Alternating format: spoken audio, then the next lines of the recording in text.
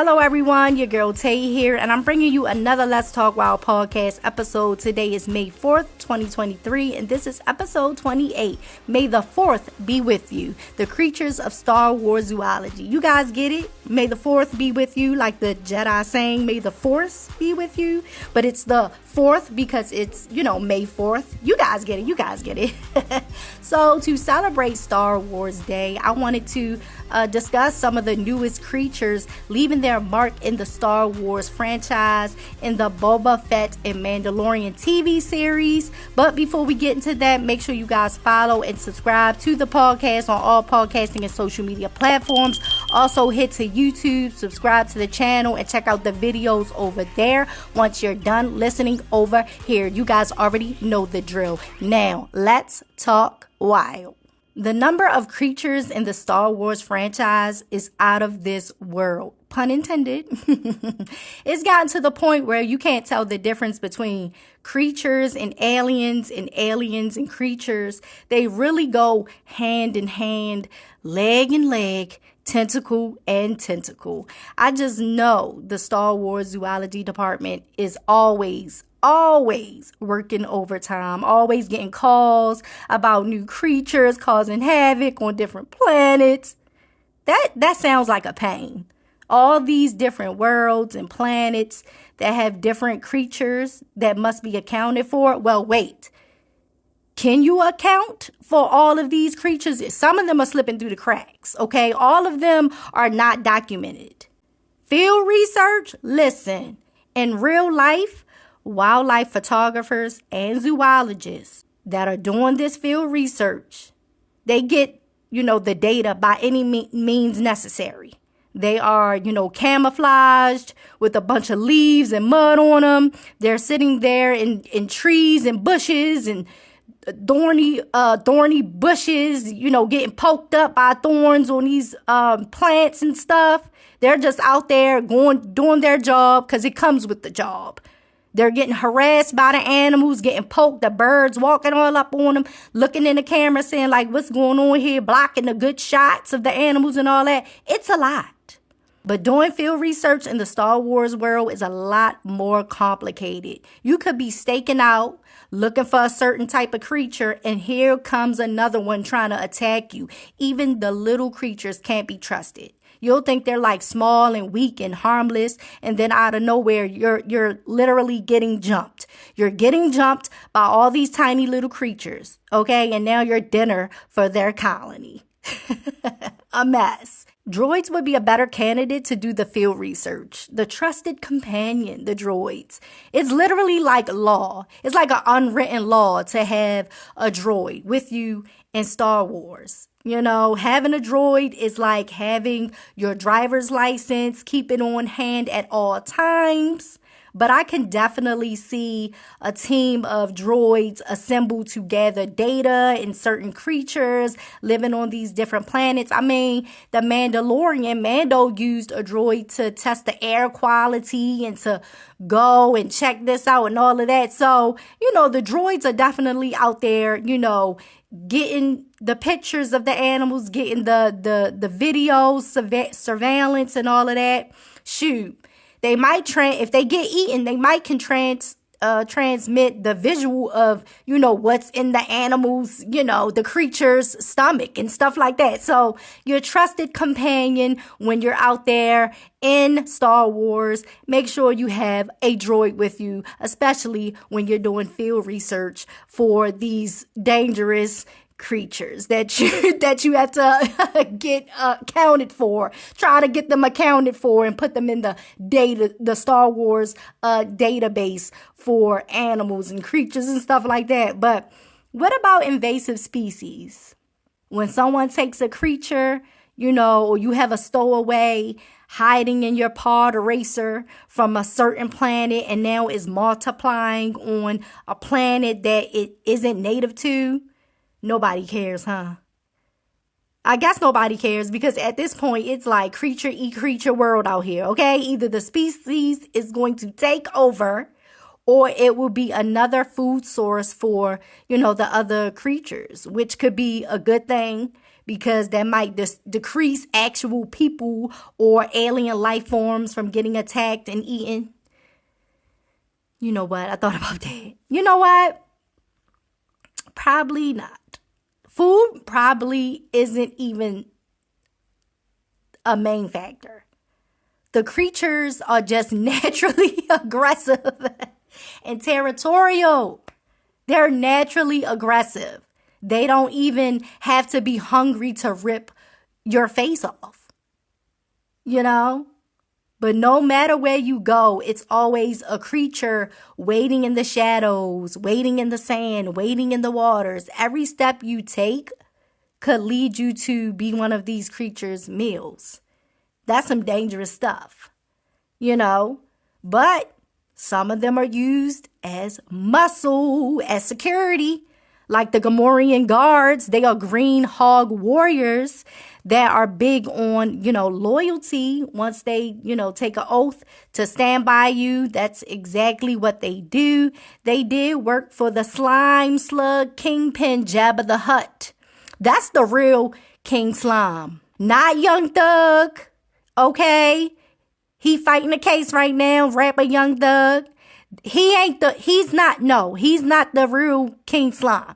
Real King Slime is Jabba the Hutt. Big Jabba. He's the real Slime King. But not this person cutting the grass while I'm trying to record. I hope you guys can't hear that. If you can, I apologize, but we're just gonna, keep going with this, honey.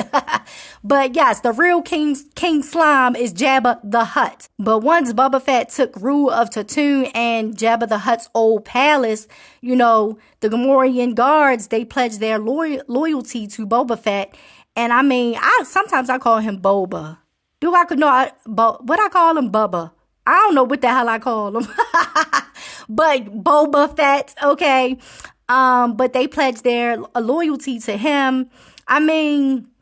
With all these other creatures out there, that will attack you, I don't see anything wrong with making some of them your muscle. It's always good to keep a couple of real loyal henchmen, well, in this case, hench hogs in your camp. Going against pirates, crime bosses, and the Galactic Empire, you have to be fully equipped.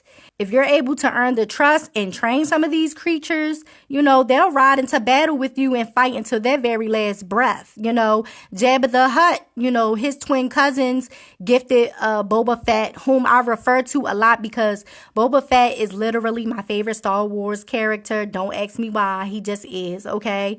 But they gifted him a Rancor. I believe I'm pronouncing it right. A Rancor. It's a huge beast with wrinkled reptilian skin, lanky arms and legs, and a face only a mother could love. That thing is ugly.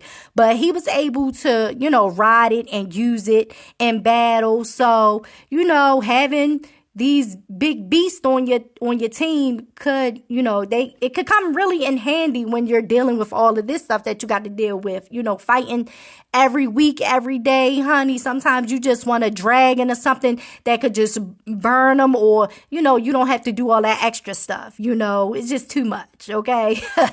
But some of them aren't all bad. A lot of them, these creatures are used as modes of transportation. You could cross, all the terrain, the forest, deserts, bodies of water, in the snow, in the skies. Boba Fett traveled with a bantha across the Tantoon's Dune Sea, which is not a real sea, it's like a desert. But it's a large elephant-like mammal, and instead of a trunk, it has two spiraled horns. So, some of them are used for transportation, long distances and stuff like that. But let's switch it up. We have the Mandalorian Season 3, Chapters 17 through 24, which aired in March. Have you guys watched it? Leave a comment on the Let's Talk Wild YouTube video or on the community tab or in my Discord. Everything is linked. I watched it and I didn't really care for this season, to be honest. It was lackluster, but I did enjoy seeing some of the new creatures, The Mandalorians, They had to rescue one of their foundlings, one of their children from a flying raptor's nest. They were able to defeat the mom, and they took the babies to be trained by the clans. Them big babies. They'll eat you out of house and home. Where's all my old school people that heard their grandparents or their parents say that you'll eat somebody out of house and home? That's like describing a person or someone that's just like eating everything in the fridge and the cabinets and stuff. Honey, eat you out of house and home. But in this case, it'll be all worth it when, they're grown and used to protect the people, and in this recent season, we also got a glimpse of the creature that the Mandalorians have a long history with since ancient times. The skull of the creature they wear so proudly on their Beskar armor is the mythosaur. The mythosaur. A gigantic creature with large horn-like tusks that resides in the lands and the waters of Mandalore. That's the home planet of the Mandalorians, okay? Now, Bo-Katan Kryze, she was reading this to the Jaren Mando. Y'all probably don't even know his real name. But the Mandalorian, she was reading. According to ancient folklore, the mines were once a mythosaur lair. Mandalore the Great is said to have tamed the mythical beast. It is from these legends that the skull signet was adopted and became the symbol of our planet. Okay, that was Bo-Katan Kryze reading the description of the living waters to the Mandalorian Din Djarin. Okay. Now, they didn't do a full reveal of the mythosaur. They literally just gave us a very small glimpse, but I'm ready for season 4. And my hopes are high, that, we'll get a full creature reveal. I want to see the Mandalorian riding a mythosaur. And I want to see Bo-Katan Kryze riding a mythosaur. Okay, she's seen it. She's the one that's seen it when Mando, she was trying to save him from the waters, the living waters, and she seen it when she went in after him and grabbed him. He was unconscious, but she seen the mythosaur. So I hope she has a chance to ride it, and I'm sorry about the spoilers. Y'all should have already know with spoilers in this. Once I told y'all we was going to be talking about stuff from the TV series, okay? You haven't seen the season yet? I mean, go check it out, whatever. It was lackluster to me, but it was still, something to watch to, pass the time until some other shows come out, and you want to keep up to date so you won't have to say, well, when this happened, when you're watching the next season, okay? But I want to end with one of the newest creatures that have, won everyone over. It has won everyone over. Grogu.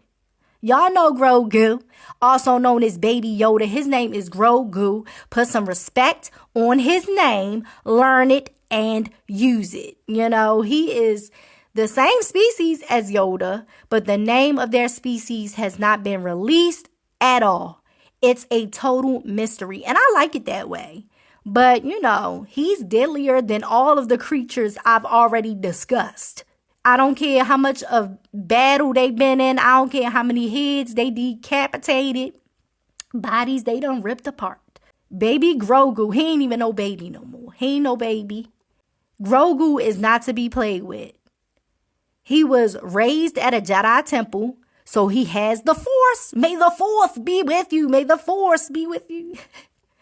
But now he's officially adopted by the Mandalorian Din Djarin and is training as a Mandalorian. Okay? I know that's right, Grogu. You done came a long way. He said, I don't want to be no Jedi. He said, that ain't my path. I'm going to hold on to the Force, though, but I ain't no Jedi. The Mandalorian armorer, she even, forged him a piece of armor. So Grogu is all set and ready. He done already started his training. He won his little training battle, with the young foundling. They was training and stuff, and he won. So Grogu is all set and ready. He's so adorable, but like the late great rapper Tupac said, I ain't a killer, but don't push me. So don't push it with Grogu, okay? And don't leave your alien amphibians around him either, because he will eat them. See? He's one of those invasive species. Grogu is one of those invasive species. He'll eat all the frogs, leaving the population with a critically endangered conservation status. They'll like go extinct because he'll literally eat them. And I wonder if those frogs were a regular thing that, you know, his and Yoda's species. Is that what they literally eat? Because he loved frogs and he loved eggs, and loved the amphibians, honey. He will eat them. I wonder if that's, you know, their normal diet. That's in their normal diet. I ain't never see Yoda eat no frogs. He might have had blended up frogs in his mugs, but who knows? All I know is you better watch Grogu. Watch him. But that's all for today. May the Force be with you. Let me know how you feel about today's topic. May the Fourth be with you, the creatures of Star Wars Zoology. Leave a comment on the Let's Talk Wild Instagram page and YouTube channel. Make sure you guys follow and subscribe to the podcast on all podcasting and social media platforms. Love yourself, one another, your pets, the animals, and the creatures. And the alien life forms, okay? And I'll talk to you guys next week. Bye.